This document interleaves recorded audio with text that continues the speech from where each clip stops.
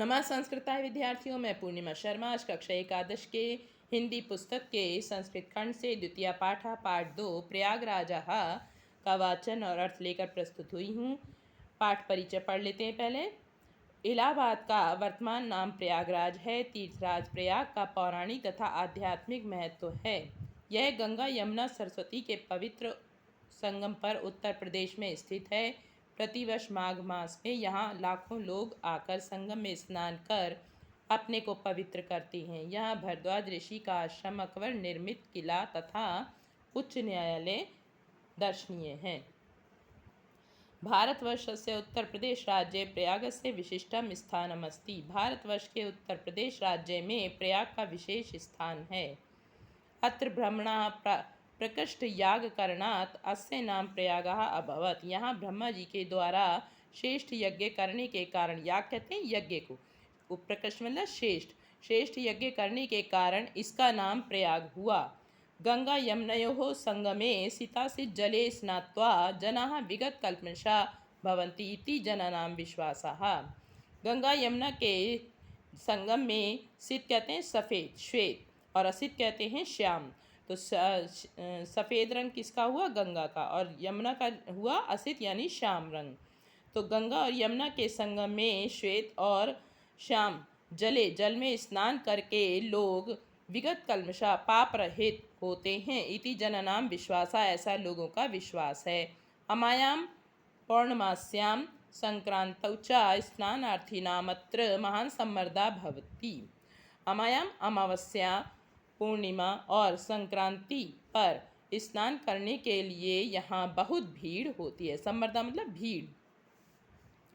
प्रतिवर्ष मकरम गते सूर्ये माघ मासे तु अनेक लक्षाः जनाः अत्र आयन्ति। प्रत्येक वर्ष मकर में सूर्य के चले जाने पर माघ मास में तो अनेक लाखों लोग यहाँ आते हैं। मासम एकम उषित्वा, और एक महीने तक, उषित्वा मतलब रहकर, च और एक महीने तक रहकर संगम से पवित्रेण जलेन, संगम के पवित्र जल से विदुषाम महात्मानाम उद्देश्य अमृतेन च आत्मानं पावयन्ति।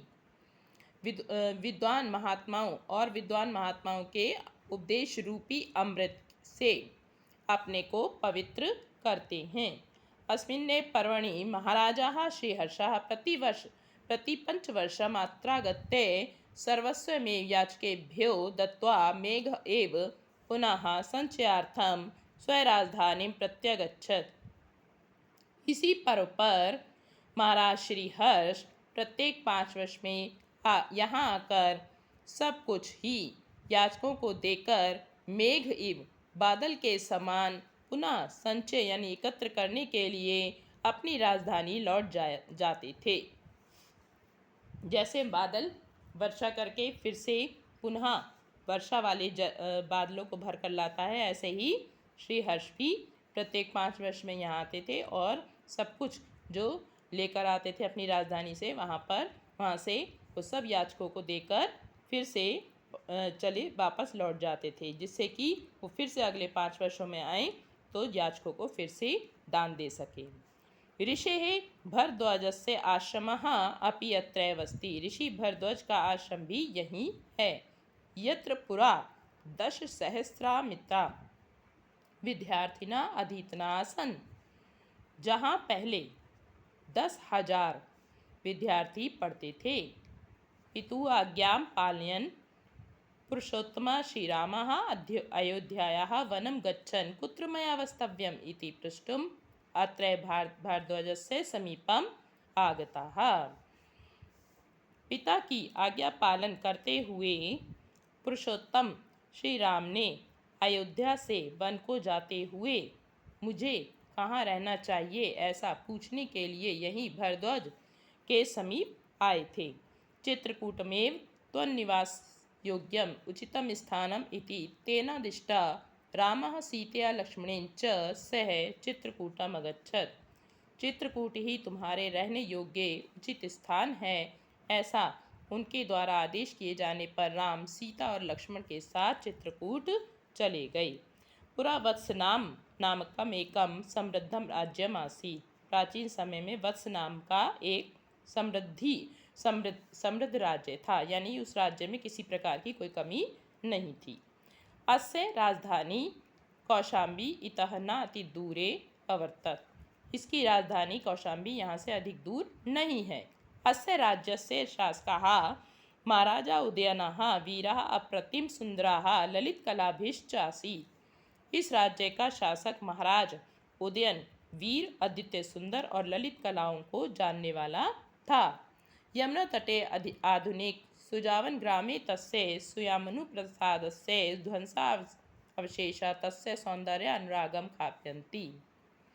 यमुना के किनारे आधुनिक सुजावन गांव में तस्य सुयामन, उस सुयामन प्रसाद के ध्वंसावशेष, बचे हुए अवशेष उसके सौंदर्य के प्रति अनुराग को यानी प्रेम को प्रकट करते हैं। प्रियदर्शी सम्राट अशोक कौशाम्ब्यां में स्वशिलालेखम् अकारयत् यो अधुना कौशाम्ब्या आनीय प्रयागस्य दुर्गे सुरक्षिताः। प्रियदर्शी सम्राट अशोक कौशाम्बी से ही अपने शिलालेख का निर्माण कराया, जो आज कौशाम्बी से लाकर प्रयाग के दुर्ग में सुरक्षित है। गंगायाः पूर्वं पुराण प्रसिद्धस्य महाराजस्य पुरुरवसः राजधानी प्रतिष्ठानपुरं झूंसी इत्याधुनिक नाम्ना प्रसिद्धमस्ति। गंगा से के पहले पुराण प्रसिद्ध महाराज पुरुरवा की राजधानी प्रतिष्ठानपुर झूंसी इस आधुनिक नाम से प्रसिद्ध है। यस्य प्रतिष्ठा अद्यापि विदुषां महात्मनांच स्थित्या अक्षुण्णे, जिसका सम्मान आज भी विद्वानों और महात्माओं में स्थिति बनी हुई है, जिसके सम्मान की आज भी विद्वानों और महात्माओं में स्थिति बनी हुई है। इतिहास प्रसिद्धा नीति निपुणाः मुगल शासकाः अकबर नामा दिल्ल्या सुदूरे पूर्वस्यां दिशि स्थितयोः कड़ा जौनपुर नामकयोः समृद्धयोः राज्ययोः निरीक्षणं दुष्करं विज्ञाय तयोर्मध्ये प्रयागे गंगा यमुनाभ्यां परिवृतं दृढं दुर्गम् अकारयत्। गंगा प्रवाहः च अस्य रक्षणाय विशालं बन्धनम् अकारयत्। इतिहास प्रसिद्ध नीति निपुण मुगल शासक अकबर नामक मुगल शासक ने दिल्ली से थोड़ी दूर पर पूर्व दिशा में स्थित कड़ा और जौनपुर नामक समृद्धिशाली, ये दो नगर हैं, कड़ा और जौनपुर नामक समृद्धिशाली राज्यों का निरीक्षण दुष्कर्म कठिन विज्ञाय जानकर उन दोनों के बीच में प्रयाग में गंगा और यमुना से परिवर्तन घिरी हुई दृढ़ मजबूत दुर्ग का निर्माण कराया। गंगा के प्रवाह से इसकी रक्षा के लिए बहुत बड़े बांध का निर्माण कराया। यो अद्यापि नगरस्य गंगायाश्च मध्ये सीमा एव स्थितो अस्ति। जो नगर आज भी गंगा के बीच में गंगा और नगर के बीच में सीमा के समान स्थित है। अयमे प्रयागस्य नाम स्वकीयस्य इलाही धर्मानुसारेण इलाहाबादम अकरोत्। इसी प्रयाग का नाम अपने इलाही धर्म के अनुसार इलाहाबाद किया, जो आज प्रयागराज के नाम से प्रसिद्ध है। उसका नाम अकबर ने किसके नाम पर कर दिया? कि अपने इलाही धर्म के अनुसार इलाहाबाद नाम कर दिया था। इदं दुर्गमत् अतीव विशालम सुदृढ़ सुरक्षा दृष्टया च अति महत्वपूर्णम अस्ति। यह दुर्ग बहुत विशाल और मजबूत, सुरक्षा की दृष्टि से मजबूत तथा अत्यंत महत्वपूर्ण है। भारतस्य स्वतंत्रता आंदोलनस्य इदं नगरं प्रधान केंद्रमासीत्। भारत की स्वतंत्रता आंदोलन का यह नगर मुख्य केंद्र था। श्री मोतीलाल नेहरू, महामना मदन मोहन मालवीय, आजादोपनाम नामकाः चंद्रशेखरा, अन्ये च स्वतंत्रता संग्राम सैनिका अस्यामेव पावनभूमौ उषित्वा आंदोलनस्य संचालनम् अकुर्वन्। श्री मोतीलाल नेहरू, महामना मदन मोहन मालवीय, आज़ाद उपनाम वाले चंद्रशेखर का जो उपनाम था आज़ाद, चंद्रशेखर आज़ाद, इसलिए उनके नाम के आगे लगता था तो ये उपनाम हुआ। आज़ाद उपनाम वाले चंद्रशेखर और दूसरे स्वतंत्रता संग्राम सैनिकों ने इसी पावन भूमि में उषित्वा मतलब रहकर आंदोलन का संचालन किया। राष्ट्रनायकस्य पंडित जवाहरलालस्य इयं क्रीडास्थली कर्मभूमिश्च। राष्ट्रनायक पंडित जवाहरलाल नेहरू की यह क्रीडा स्थली यानी कि जन्मभूमि और कर्मभूमि है, यानी जन्म भी उनका यहीं पर हुआ और उन्होंने कार्य भी यहीं किया। राष्ट्रभाषा हिंदी प्रचारे संलग्नम हिंदी साहित्य सम्मेलनम अत्र स्थितम। राष्ट्रभाषा हिंदी के प्रचार में लगे हुए हिंदी साहित्य सम्मेलन यहाँ स्थित है। अत्र च अनेक सहस्र संख्यई देश विदेश विद्यार्थी परिवृताः विविधा विद्यापांगतई विद्वद्वरेण्यै उपशोभिताः च प्रयाग विश्वविद्यालय भारद्वाजस्य प्राचीन गुरुकुलस्य नवीनम रूपमिव शोभते। और यही अनेक हजारों की संख्या में देश विदेश के विद्यार्थियों से घिरा हुआ विविध विद्याओं में पारंगत श्रेष्ठ विद्वानों के द्वारा सुशोभित प्रयाग विश्वविद्यालय भारद्वाज का प्राचीन गुरुकुल नवीन रूप में सुशोभा प्राप्त करता है। जो पहले पीछे आपने पढ़ा था कि भारद्वाज ऋषि का जो आश्रम था उसमें 10,000 शिष्य पढ़ते थे, तो आज वो जो है नए रूप में आपके प्रयाग विश्वविद्यालय के रूप में आज नई शोभा को प्राप्त करता है। इस लाइन को एक बार फिर से बता देते हैं आपको। और यहीं अनेक हजार संख्या में देश विदेशों के विद्यार्थियों से घिरा हुआ अनेक प्रकार की विद्याओं में पांगतई लिखा है, यहाँ पे पारंगतई होगा, ठीक है। पारंगत मतलब कुशल। देश विदेश की विद्याओं में विदेश के विद्यार्थियों द्वारा घिरा हुआ विविध विद्याओं में पारंगत और श्रेष्ठ विद्वानों के द्वारा सुशोभित प्रयाग विश्वविद्यालय भारद्वाज की प्राचीन गुरुकुल का नए रूप के समान सुशोभित होता है। स्वतंत्रे अस्मिन् भारते प्रत्येकं नागरिकाणां न्याय प्राप्ति अधिकारण कार घोषणामेव कुर्वन् उच्च न्यायालय अस्य नगरस्य प्रतिष्ठां वर्धयति। इस स्वतंत्रता में भारत में प्रत्येक नागरिक के स्वतंत्र न्याय प्राप्त करने के अधिकार की घोषणा करते हुए उच्च न्यायालय इस नगर के सम्मान को वर्धयति मतलब बढ़ाता है। अर्थात उच्च न्यायालय कहाँ पर है? प्रयागराज में।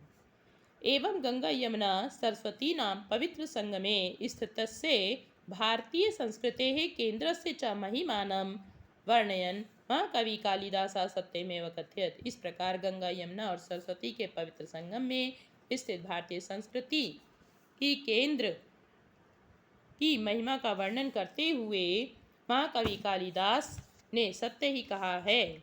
समुद्र पत्न्योः जल सन्निपाते पूतात्मनाम् अत्र किलाभिषेकात् तत्त्वावबोधेन विनापि भूयस् तनु त्यजाम नास्ति शरीर बंधा। समुद्र पत्नियों, समुद्र की पत्नियां कौन है? गंगा और यमुना के जल में किला अभिषेक, इसके जल सन्निपाते गंगा और यमुना के जल के संगम में निश्चय ही अभिषेकात् मतलब स्नान करने से, पूतात्मना मतलब पवित्र आत्मा वाले, तत्वावबोधेन परमात्मा तत्व का ज्ञान किए बिना भी, भूयस मतलब बार बार, तनु त्यजताम शरीर त्यजने पर, शरीर छोड़ने पर, नास्ति शरीर बंधा फिर से शरीर के बंधन में नहीं पड़ना पड़ता। अर्थात मनुष्य यहाँ के जल में स्नान करके मोक्ष को प्राप्त हो जाता है। एक बार फिर से अर्थ देख लेते हैं इसका। समुद्र पत्नियों, समुद्र की पत्नियां गंगा और यमुना के जल के संगम में किलमता निश्चय ही अभिषेकान्न स्नान करने से, पूतात्मनम पवित्र हुए, यहाँ के जल में स्नान करने से पवित्र होने पर तत्व ज्ञान के बिना भी परमात्म तत्व के ज्ञान के बिना भी बार बार शरीर छोड़ने पर शरीर के बंधन में नहीं पड़ना पड़ता है। परमात्म तत्व का ज्ञान ना भी हो तब भी जो है मनुष्य को शरीर छोड़ने पर शरीर के बंधन में नहीं पड़ना पड़ता, अर्थात उसे दोबारा से जन्म लेना नहीं पड़ता है। यदि आपको यहाँ कुछ भी समझ में नहीं आया तो आप कमेंट बॉक्स में अवश्य लिख कर भेजें। आज के लिए इतना ही।